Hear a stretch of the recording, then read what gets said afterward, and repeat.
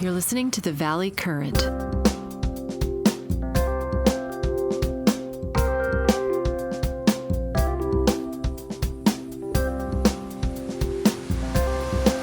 Hey, Jack.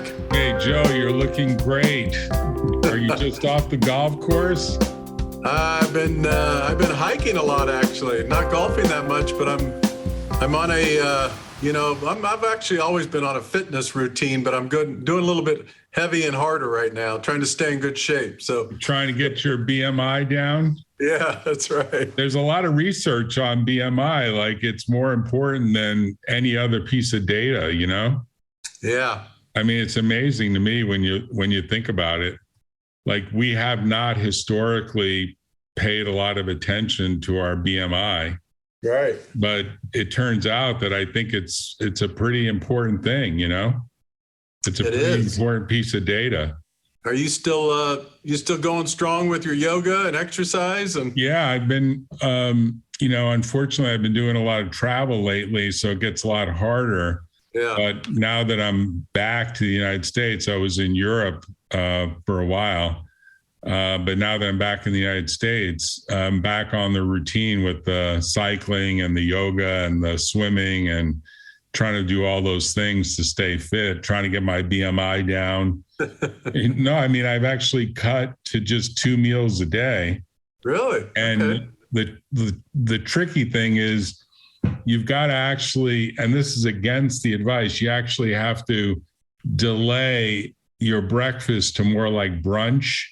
Yeah. Like after your exercise. So imagine that you're getting enough sleep so that you're fasting for maybe 14 hours Yeah. from the point of sleep to the point of the brunch. And then you have your next meal, like a late lunch, maybe 6 hours later, so that you haven't eaten for at least 3 hours before you go to sleep. So if you get, 8 hours of sleep, you've got 11 hours of fasting plus whatever cycle time to get to brunch. So you're sort of delaying by 14 hours the intake of any food or drink other than water or maybe coffee. And that's it. And that 14 hours turns out to be really important to what's being called the repair cycle. And so I'm starting to be a believer that maybe two meals a day is what should be the standard American diet. I can see that. I've been, the advice of my brother, I've been doing that for the most part, not a perfect, but I've been kind of doing that for a couple of years now. I'll if I'm at home and not traveling or anything, I'll eat around 5 or 6 and then nothing else before bed. And then I'll just have nothing but coffee and I won't even touch anything until about 10 or 11 the next morning. Right. I think that's probably the right approach. I mean, I think that the truth is we sort of overeat in America. Yeah. That's sort of the sad truth. And the other sad truth is that those calories, as you get older, don't evaporate. The excess calories become stored fat. Whatever you want to call that, stored energy. And even if you are with a good routine of hiking or swimming or yoga or biking or whatever you do, even if you're burning 3,000 calories, if you really have the regimen, some people do 4,000 calorie burn. If you're taking in 5,000 calories, you're going to gain weight. Yeah. So the only way to lose weight is you have to have less input. And there's no two ways about it, right? Right. That's true. So oddly, I think this ties to the topic at hand, which is what will the 22nd century in Silicon Valley look like? Because I have to believe that, as we both have discussed, there's a new movement afoot to really enhance everyone's health with kind of a feedback loop to all these wearable devices. They're like so common, it's like you have so many of these devices that are telling you some additional information that our parents and grandparents certainly didn't have. And Right. that certainly our kids will absolutely, because we're all paying attention to it. I bet you pay attention to what's on your Apple Watch or your smart Yeah. device, right? Yeah. I mean, I do. And I look at it every day to sort of see, well, what is it suggesting about the calorie burn? And what is it suggesting about what the sleep quality was? Right. And so the 22nd century in Silicon Valley is probably going to be very different than what we're seeing in the 21st century. Knock on wood, we won't have a continuing pandemic. And maybe we'll get back to actually doing more regular meetings. Maybe you're back to that already, are you? Because the law profession is not really back to that yet. Is the real estate profession back? I get the sense that, and I don't know this across the board, but many industries have just gone to this permanently adoption, I should say, of Zoom and offsite. I mean, I don't honestly, I'm trying to think here. I don't even remember. I probably have had 4 or 5 people come into my office in the last 2 years. I mean, it's not even right now where, no mask, and I know there's spikes here and there, but different. And it's interesting talking to different industries too. They said some people, and especially a guy made a good point today. I have a client that's a psychiatrist, therapist. He goes, Joe, what's amazing now is a lot of people now, they meet me once and they say, no need to come in. And then he added the issue about gas, getting in your car and driving to a place for gas now too. Oh, that the cost of moving around is just too pricey, right? Right. I guess that's a good point, right? Because gas is north of $6 a gallon right now. Yeah. Right? Is it even higher in California? I know that I've seen signs suggesting $9.95, which pretty much shocked. It's it's in the mid to high sixes for us. Yeah. So how high did it get that you actually saw at the pump? Like where'd the number go? Well, right now, depending on where you go, where I'm paying somewhere between $6.50 and $6.75 a gallon. Does it? I mean, but I'm seeing places that are over $7 a gallon. Some places, it just depends where. It could be in Pebble Beach or somewhere where you turn off and you have no other choice. You got to get gas, or places like that. But I'm seeing stories. Some people sell over $7, almost $8 a gallon in some places. So does it make you think about getting an electric car, or do you say to yourself the range anxiety is just not worth it? Because I would think Tesla would sell far more electric cars just on the view that the pricing of gas is adding so much to the cost, right? Yeah, I'll tell you, it's been a while since we've seen each other, but I just bought a new car. Well, I leased it last November, and I looked at a bunch of different cars. Tesla was one that I test drove, and I have several friends that have Teslas and drove it in Teslas. And I'll tell you, one of the things that kept me away from it, I went to a little higher of a car, because for a guy my size, getting in and out of those low cars now, I've been in and out of the BMWs for 25 years, and I just needed something. So I got a Genesis, which is the luxury version of Hyundai. And, I've been in that. That's like a really super luxurious car. Yeah, it's a SUV, super luxurious SUV. Yeah, very nice, and it's priced a lot better than its counterparts like Audi and BMW and all that. So I love it. I got that in November. I did a 3-year lease on it. And did you get a great deal? Well, I'll tell you where I got a great deal. I sold. I guess I'm not sure if I told you this. So I was looking to do this, last year, October, November, and I was looking to see what I could get for my BMW. Right. And all of a sudden I saw the prices go up for used cars. Right. So I took a chance, and at one point I got $8,000 more than market on my BMW. I sold it to Carvana. Nice. And that's where you got the new car off of Carvana. No, I sold the Carvana and I took a chance. I rented a car for a few weeks, just taking a chance because I got such a good deal on my BMW. Plus the renewal was coming up. There's a couple of reasons I just pulled the trigger, and I just rented a car, and lucky enough, I found this one within a couple of weeks, and I got it at a car lot up in Santa Rosa. I was looking for a particular Genesis. I paid about $1,800 over asking kind of invoice because of the way the market was going a little bit crazy, but that was okay. There was some, you know what, in Silicon Valley, that same car, the dealers were asking 15 to 20,000 over asking. Wow. So what's going on? Is it like, to me, this is the opposite of what 22nd century Silicon Valley would look like, because my guess is cars disappear and there's anonymous driving or autonomous driving by non-existing robots, probably with no steering wheel, probably with a meeting space, probably with all sorts of screens. And the transit is completely Uber-like, which is you call for your transport via your smart device, maybe smart glasses.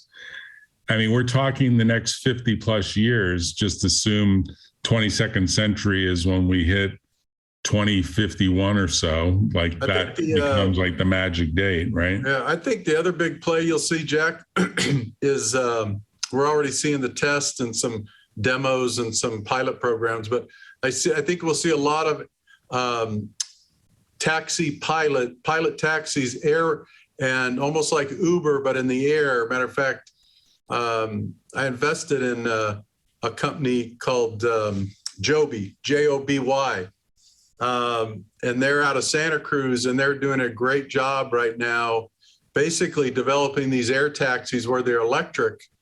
And the whole idea is they're going to have the costs where they could take you from, San Jose to San Francisco like an Uber ride. Yeah, I mean, what it brings to mind is the Jetsons. I'm sure you remember the video of the Jetsons. Yep. It was like the Saturday morning cartoons that we all watched in the 1950s. Well, maybe for you it was the 1960s. It was. Whereas like Rosie the robot, and I mean, the Jetsons were quite a set of characters. I mean, just an amazing story of, I guess, the 22nd century, because it's definitely more advanced than anything that is really out there today, although they anticipated a lot. The Jetsons anticipates a lot of what we're seeing now. I'm going to see if I could find the YouTube. There it is. Maybe I could put it up. Hold on. That was the soundtrack. Meet George Jetson. Do you remember it? You remember it, right? Yeah. I mean, his dog Elroy. It was daughter Judy, Jane, his wife. They don't really say anything about Rosie the robot. Remember the dog's name? Yeah. What was the dog's name? Elroy. Yeah. So I've got it on the screen. I don't know if you could see it. Let's just play a minute of it because it fits right into it. Good morning, George.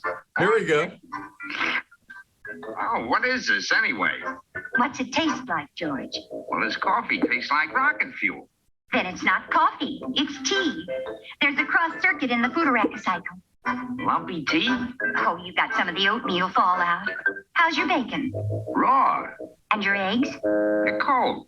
I don't get it. When we first got married, you could punch out a breakfast like Mother used to make. Now you're all thumbs. It's not my thumbs, and it's not me. It's this antique monster. Breakfasting for meals and hi-fi music comes out of the garbage disposal. I never know what's going to come out. How big is your home? We have 3 bedrooms. Ooh, a slum clearance project. Well, then you'll want to see our basic economy model. Rosie! Morning, sir. Rosie the robot. Sir. Yes, sir. The old girl's still eager, isn't she?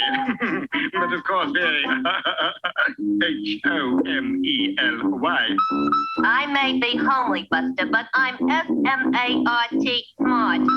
I like her, and I'll take it. Oh, thank you, ma'am. Thank you. There is a one-day free home demonstration. Oh, yes, of course.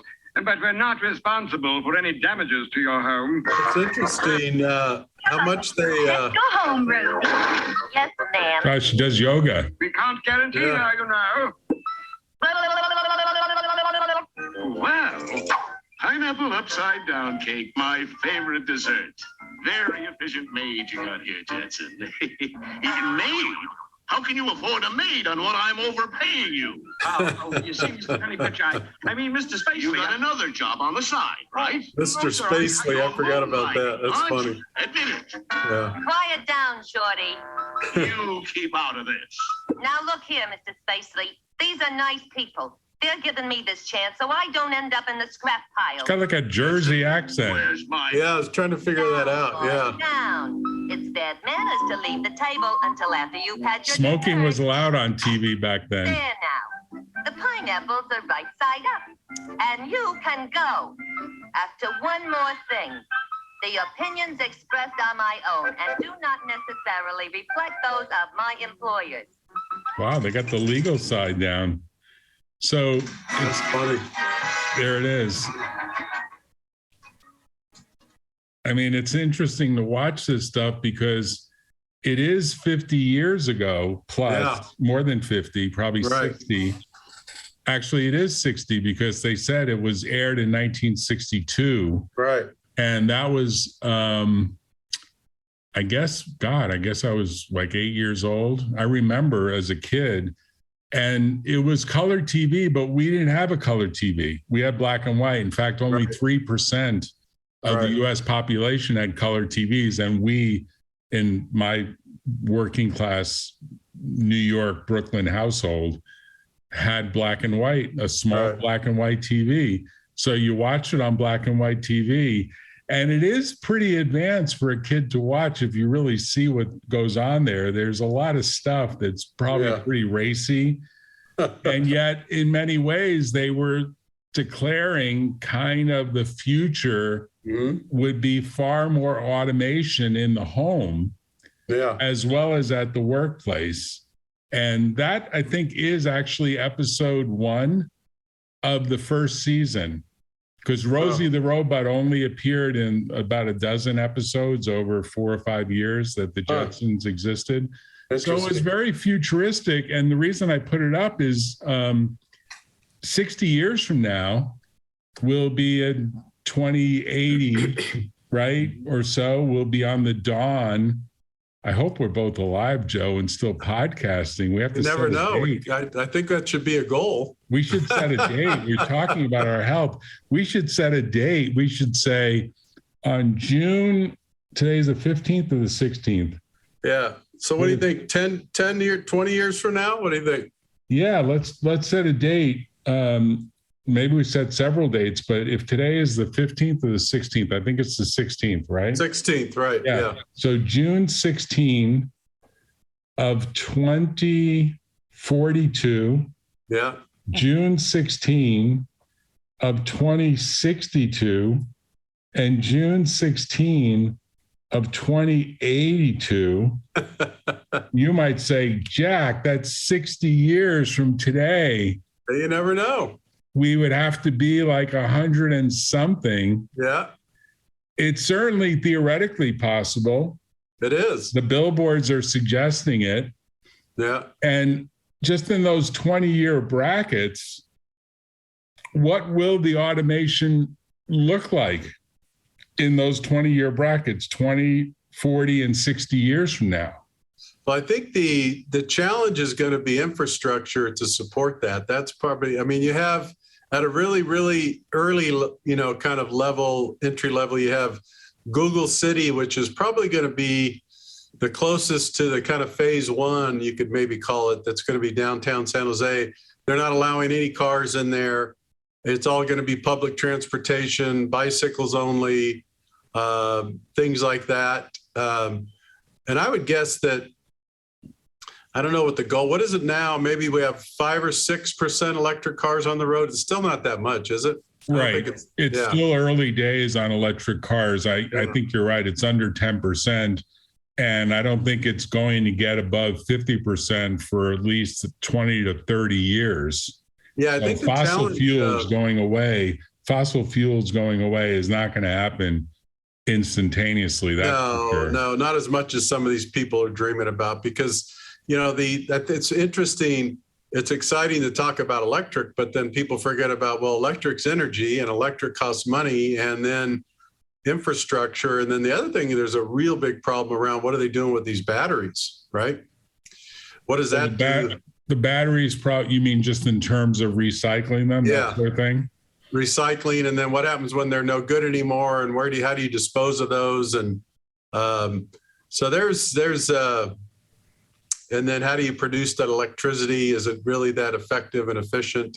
So I think we could all agree it's going that direction, but I would agree. I think it's going to be 20 years before we even see maybe 50%. Yeah. But you'll start to see the beginning, because the Google campus will probably be modern enough to imagine what the next 20 to 40 years of campuses, new campuses, will look like, which is, we don't even want parking for cars. Right. We want people to pull up in their Uber or their bicycle or their electric bicycle or their, scooters. When we were overseas, these scooters are all over Paris and are all over Austria, Germany.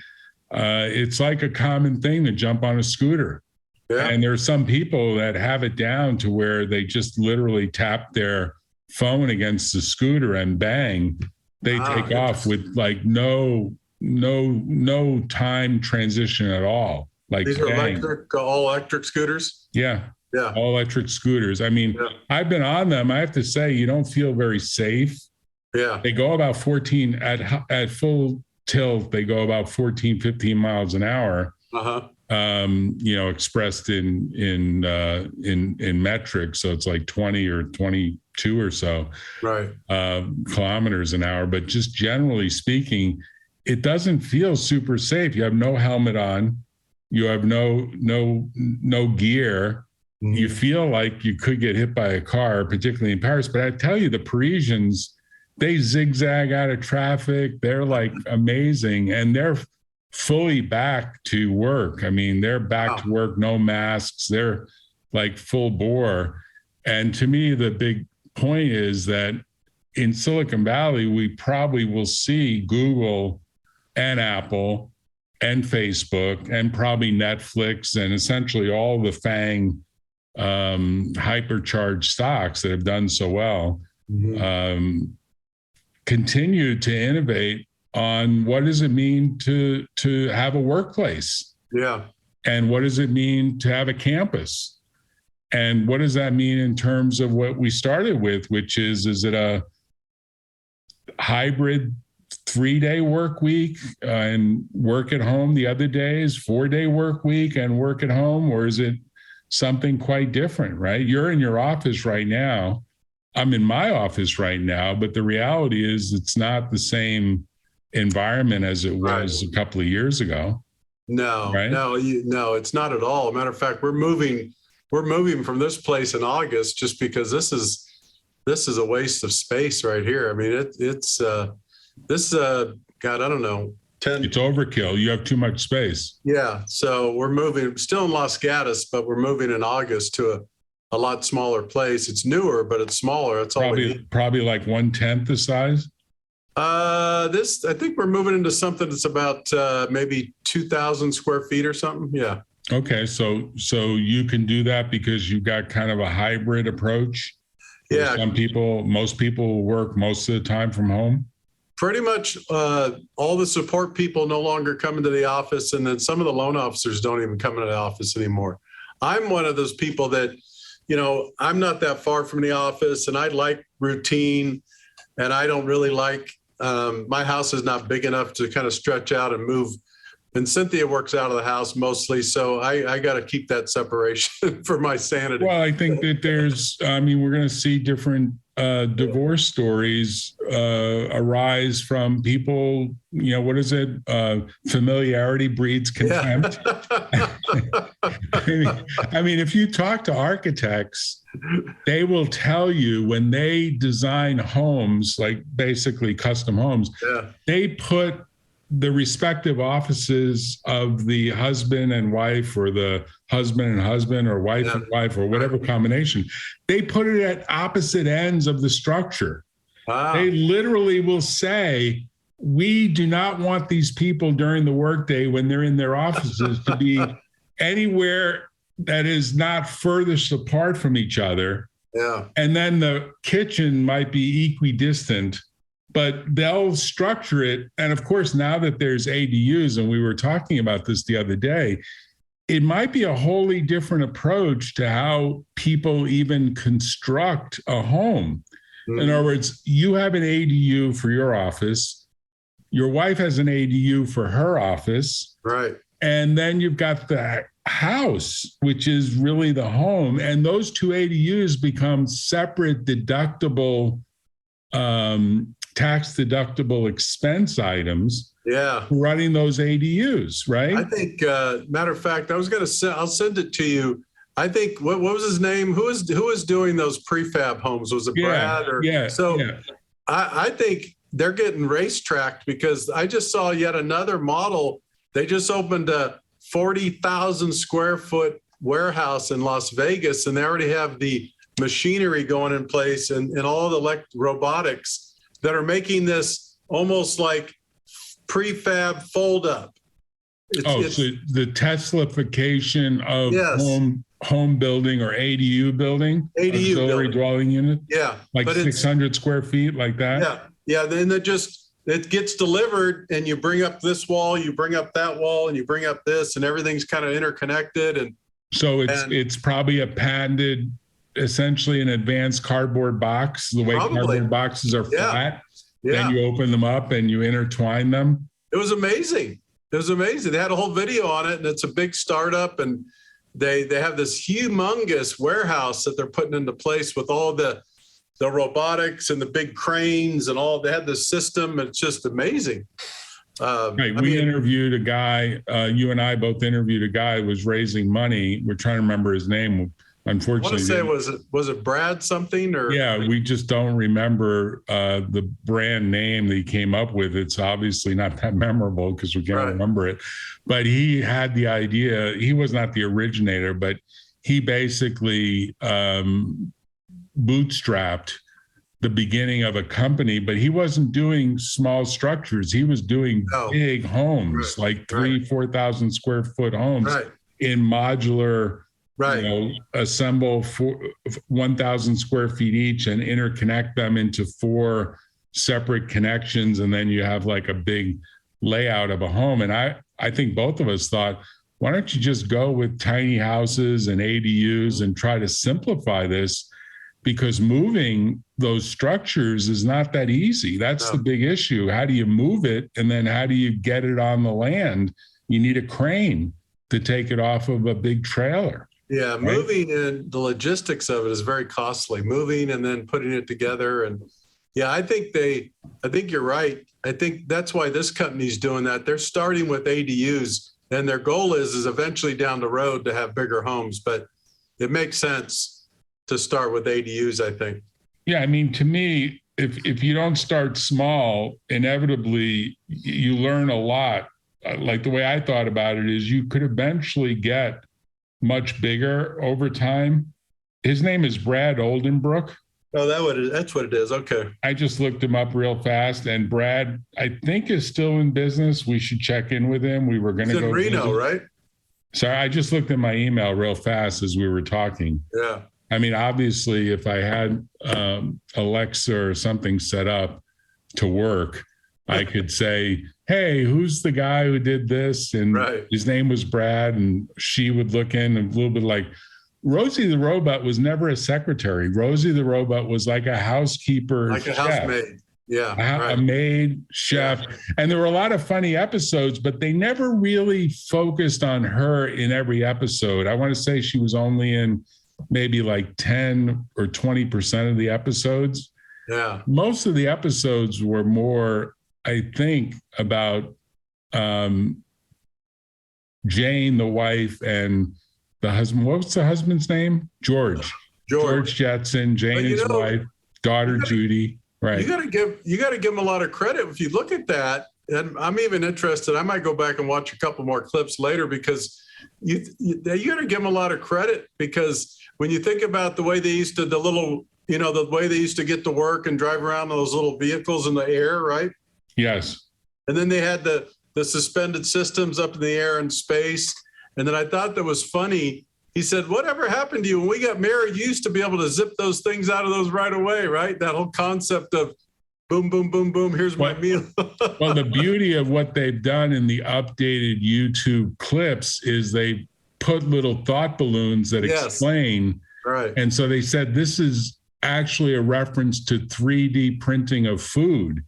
Yes. We've not yet gotten really to 3D printing of food. People have talked about it, and there's some prototypes that are suggestive that you could like 3D print a pizza or 3D print something that's not too sophisticated. But conceptually, the Jetsons anticipated that there would be a machine. Now, we have machines. Obviously, you can go to an airport and see a machine create a latte. Right. And a black coffee and stuff like that. At SFO, there's such a robot. A few other places there's a robot. But so far, Starbucks has not embraced what might be called the full automation of a Starbucks. No. There's still baristas there. Right. They're still making you wait to get your sugar delivery system, whatever it is. Yeah. That's what I call it. You know what would be another piece of this future? I don't know if you heard, but Disney's been talking about this for years, and they finally broke ground and launched on what they call I'm trying to think of what they call it. It's a future city, and they've already got the land, and it's in East LA, kind of in the desert almost, not quite Palm Desert, but in between LA and that area. And they're going to build literally a city that's going to be almost like walking into Disneyland. So community neighborhoods, everything's going to be electric. So it's going to be like a Disney community. Yes. That you buy into. Yes. Like the way golf communities, you buy into the golf course, but they're making it based on more amusement or entertainment. Their concept of Disney will be the really quaint, cute neighborhoods, and everything's going to be futuristic, and again, very few, less cars, more bikes and public transportation coming to it. And almost, if you could imagine, I don't know if when you get a chance, look it up. I can't think of the name of it. But they've had this. Located in Florida? No, it's in, it's almost in the desert part of California. California. Okay. Yeah. Interesting. Not quite Palm Desert, but somewhere between LA, maybe in the East LA foothills. Yeah, I can't imagine Disney doing something new in Florida, given what DeSantis has done to them. So that's probably, if it was on the drawing board, it's probably been pulled. But conceptually, I have heard, and I've had a few clients call about what they're now calling intentional communities. And what intentional communities mean is the folks who buy into like a piece of land or buy into a subdivision, they actually buy into somewhat of a communal approach to living. So I'm not going to call it a kibbutz the way a kibbutz exists in Israel. I'm going to call it that they want to have some assurance that there's going to be shared cooking and shared expenses and shared child care. And if you really think about where this is headed, it's sort of replacing the multi-generational home that some families, and certainly farm families, had for many decades. This idea that you lived in the family compound and you inherited it, and it was like where you were. And so maybe we're going to see over the next 20, 40, 60 years into the 22nd century, a development where people actually choose based upon what are the shared values in that community on things like vegan food, on things like work-life balance, on things like common health providers. Because I'm not aware, and you're the real estate guy here, you're the expert. I haven't seen any community developed around, we are a healthy lifestyle community, so we don't allow any smoking at all within the borders of the deed restricted community. We don't allow, just make a list of all the things that aren't allowed, but I assume there would be all of this sort of healthy living. This might be, that might be part of the concept. I just sent it to you. So what it's called is Story Living by Disney. Story, S-T-O-R-Y? Yeah, Story Living. That's the community. Okay. Yeah. And is the concept that you're sort of buying into a lifestyle of stories, like the equivalent of there's a story that's playing here? Well, I got to read through it again. I saw a documentary on it several months ago, and I thought it was very, very interesting. They're almost trying to make it like you could imagine, almost like this. If you walk into this beautiful neighborhood, but feels, the feeling you get when you walk into Disneyland and all this kind of stuff, where little community shops and beautiful little houses and lakes and streams and all this kind of stuff. Story, because, story is taking on a new meaning as people, talk about, more of life is sort of associated with story, like the stories that we consume, right, on a daily basis. It's sort of like a general approach. But let's talk about like work life. Do you think think this final chapter on this 22nd century thing, you work like me, you probably work 60 plus hours of thinking time a week, and probably north of 250 hours a month. Do you think you're going to work that many hours 20 plus years from now, assuming you're working at all? I assume you probably will, because most of us find purpose in our work. Yeah, I think that, it's a really good question. I think about that all the time. As long as I'm doing stuff that I enjoy, I would look at it this way: unless something else catches fire that I really love spending a ton of time, I could see continuing doing things I enjoy. But the difference would be traveling more, enjoying more, experiencing more life experiences while I continue to work, because we're in a life where you could, I just thought about this actually. I'm not sure that I'll ever engage or be part of a business that would require me to be at one single location ever again in my life. So you wouldn't go back to Delta back to the industry that said you have to be located at this office on this date. You would want a lot more freedom or autonomy on what you do. I mean, the reason this comes up is I just finished a book that was sent to me by a great friend who's a medical doctor at Stanford, who said, you're into aging, you're into understanding health span versus lifespan. You've spent a fair amount of time talking about it, interviewing people about it. And this book got published essentially by a social psychologist called The Age Code. She argues, her name is Becca Levy. I'll send you the link to the Amazon. It's also available as an Audible book. I've been listening to it. I've just finished listening to it. It's about an 8-hour book while riding to yoga back and forth, which, takes 45 minutes each way. So you get done with a book in, 4 or 5 round trips. And in it, she argues that your attitude towards aging can add 20% to your health span and your lifespan. So if you might ordinarily live to 70, you, by having the right attitude about aging, can live to 85. And the way she tries to test this, and she's got some historical data, and remember, this is not really hard science where anyone's looking at biology or brain scans, although they do some of that. they're saying, like, if I said to you, she says to most of her audience, what are the 5 words you think of when you think about getting older? Just don't think, just instantly tell me the 5 words that you think of. So what are the 5 words you think of, Joe, quickly about getting older? I would say slower, weaker,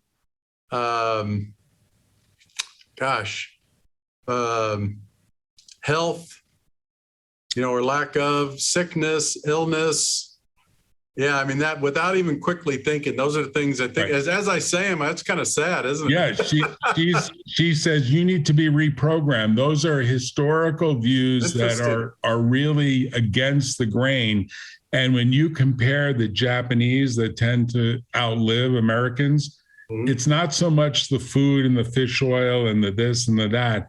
It's when you ask the same question to elder Japanese, meaning Japanese that are in their 60s, 70s, 80s, the words are more like wisdom, autonomy, freedom, fun, activities. Like, they're much more positive words. Wow. And so her view is we all need to start reprogramming into the 22nd century. So it sort of ties with this topic. Yeah. If we want to live a longer, more healthy life, we have to reprogram our thinking about the joys of the 3rd stage of life. That's what people call it. Maybe it's the 5th stage, but it's really like, your youth is the 1st stage, your middle life is the 2nd stage, and then essentially your 3rd stage is maybe your last 30 years, maybe your last 25 years, based on how do you want to view youth versus middle age versus getting older. Obviously, if you're living to 120, it might be more like the youth is the first 40 years, middle age is the second 40 years, and 3rd stage is your last 40 years, right into 120, which is what we're kind of suggesting by talking about going out 60 years. We're talking really, about that kind of data, right? That's very interesting. Just at a small level, when you said that, it reminds me now, because, I'm 61 and I feel my mind, it's interesting. I don't even think, for instance, I still hike, I still golf, I still do a lot of the stuff I was doing now, except maybe playing competitive baseball. I don't do that anymore. But it was interesting. I was going to meet a group of friends, and I said, I'm going to be playing golf 6 days in a row. And most of my friends go, "Are you crazy? You can't do that." I said, "What do you mean I can't do it? I mean, watch me, right?" I played without. So it's interesting, and what I just a little piece when you just said that, like, there was a piece of me that I never stopped to think, wow, I wonder if I can. Like, I knew I can, right? And so to your point, you knew that you would be able to play that much golf without frailty. I'm putting the book up. It's called Breaking the Age Code. Okay. How your beliefs about aging determine how long and well you live. It's available, audio, Kindle, the whole thing. It's a Yale professor. She's really a social psychologist who's kind of looking at how your attitude very much affects everything else that plays out in the course of your life. So it's really a story. It's really a bunch of data combined with many, many stories about healthy aging and growing your lifespan. I'll send you the link so you can do that. I find that very interesting. I would love to read that. It really means additionally, you have to reprogram people around you, because the people around you that are reciting, and that's why this community thing, like the Disney community or any new community, whether you call it an intentional community or you call it a subdivision or whatever you call it, or the story community from Disney, if you bring people together that really have these super positive, optimistic views, you get a certain optimism in the community and you get a certain additional resilience in the community.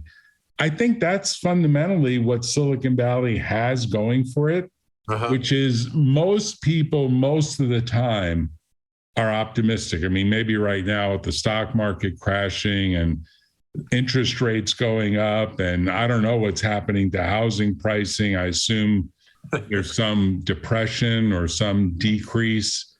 I would say more normalization is what normalization, correction, whatever you want to call it.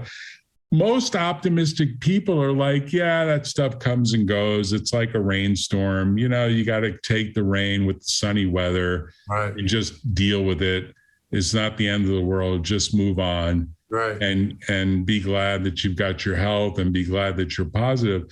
And I think that's generally what the truth is about Silicon Valley. I think Silicon Valley in the 22nd century, if it continues to have what I'll call that healthy, optimistic vibe, that things are getting better over time and not worse, that is the distinguishing feature of what will cause Silicon Valley to continue to succeed into the 22nd century. Certainly companies like Google and Facebook and Amazon and Netflix and, you know, Apple, you know, all the FANG companies and whatever other companies come behind it, you know, they will certainly make a difference too.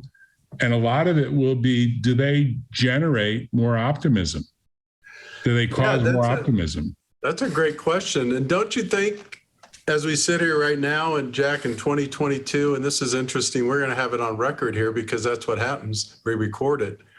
I'll bet you, I would be willing to bet just about anything 20 years from now, 40 years from now. And this is quite a stretch, but I feel like they got such a, I'm not sure that the dominant area of the United States will not still be Silicon Valley. Well, for years we've been talking about who's going to be the next Silicon Valley, and no one could do it. So far, there isn't even a close second. I was in Austin on the way back from overseas, and you know, Austin definitely has a lot of tech, and Dell is a big player in Austin. The way you could argue Apple is a big player. Tesla's there now, right? Tesla's there now. Yeah, Tesla is in Austin in a big way, and you know, Austin real estate is through the roof. I mean, people are snapping up houses instantly. I think the appreciation rate is like north of 35% annually. And, you know, houses that sold for just 6 figures or 7 figures now. And so conceptually, it's got that boom kind of sense to it, but it's also got this very creative vibe to it, where people are talking about new innovations. They talk the way people in Silicon Valley talk. So I'd say Austin is a close center, but it really is not at the same level as what you see in Silicon Valley. At least that's my observation, having been there for a better part of a week and talking to a bunch of entrepreneurs, talking to a bunch of VC players, talking to angel investors. You know, Austin is a close second, but it really isn't that close. And it's not like it's maybe now that Tesla's there, we'll see an acceleration and we'll see more startup companies grow out of Austin. Right. Third would probably be Boston, because Boston has had a tech community out of MIT and Harvard and East Coast schools for a while. But Boston still doesn't have the same overall vibe that Austin does, and Austin doesn't have the same vibe that Silicon Valley does. So those are 3 regional areas that clearly have advantages. Right. And the schools, the various colleges and universities are central to all 3. University of Texas at Austin is a big contributor to the tech environment.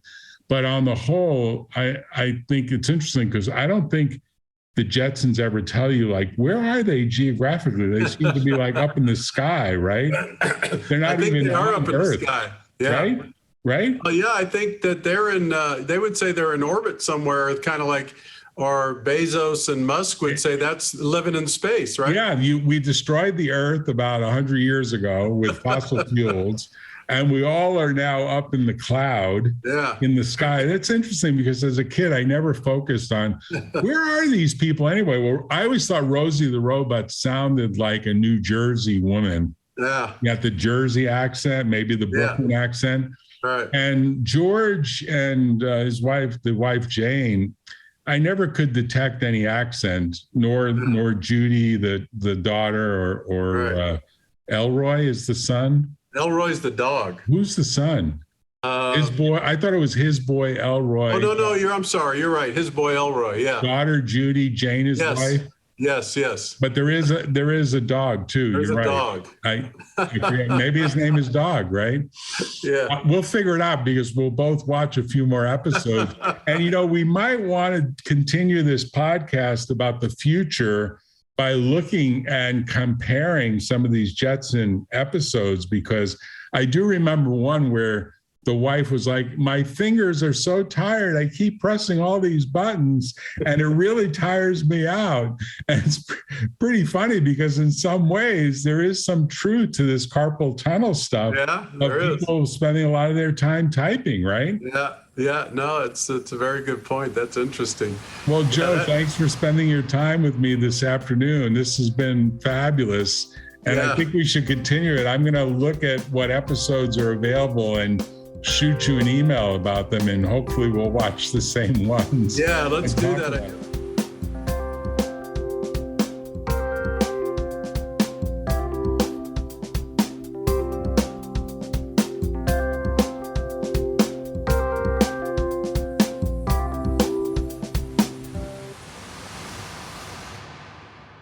Tune in next time on The Valley Current.